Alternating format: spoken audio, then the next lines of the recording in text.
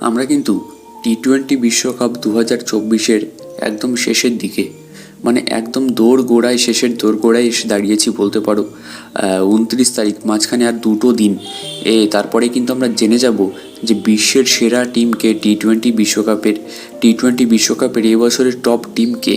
তার আগে আজ কিন্তু মহা অগ্নি পরীক্ষা বলতে পারো রয়েছে টিম ইন্ডিয়ার। সকালে তো আফগানিস্তান ম্যাচ হয়েই গেল একটু আগে, জাস্ট তোমরা হয়তো অনেকেই দেখেছো। তো আজ কিন্তু রাতের বেলায় রয়েছে ইন্ডিয়া বনাম ইংল্যান্ডের ম্যাচ। তো অস্ট্রেলিয়ার বিরুদ্ধে বলতে পারো এক প্রকার ছোটোখাটো বদলা কিন্তু নিয়ে নিয়েছে টিম ইন্ডিয়া।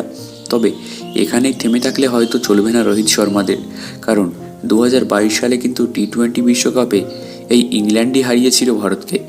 তো সেখানে দাঁড়িয়ে আজকে অবশ্যই বদলা নিতে চাইবে রোহিত শর্মারা, এবং টি-20 বিশ্বকাপ পাওয়ার যেহেতু অন্যতম দাবিদার বছর টিম ইন্ডিয়া, তো সেটাই কিন্তু সেই ট্যাগলাইনটাই কিন্তু বজায় রাখার চেষ্টা করবে রোহিত শর্মারা।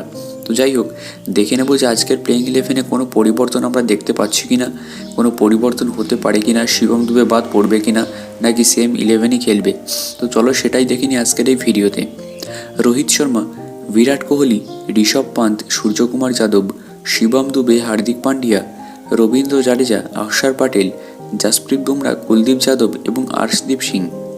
হ্যাঁ বস, আমার মতে এটাই কিন্তু আজকের ম্যাচের প্লেইং ইলেভেন, অর্থাৎ সেম প্লেইং ইলেভেনই খেলবে।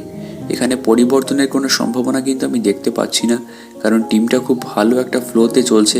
টিমের প্রত্যেকটা প্লেয়ার পারফর্ম করছে, প্রত্যেকেই ভালো খেলছে, মানে এক্সেপ্ট দু একটা প্লেয়ার, প্রত্যেকটা প্লেয়ারই ভালো খেলছে, কম্বিনেশনটা বজায় আছে টিমের। তো সেই দিক থেকে দেখতে গেলে আমার কিন্তু মনে হয় না কোনো দিক দিয়ে যে আজকের প্লেইং ইলেভেনে কোনো পরিবর্তন কিন্তু করা উচিত। এখন দেখা যাক বাকিটা রোহিত শর্মা, রাহুল দ্রাবিড়ের ওপর, তারা যেটা ভালো বুঝবে সেটাই করবে। তবে আমার মনে হয় না কোনো পরিবর্তন হবে। তোমরা ভিডিও নিচে কমেন্টে তোমাদের পছন্দের প্লেইং ইলেভেনটা কিন্তু অবশ্যই কমেন্ট করে দিও।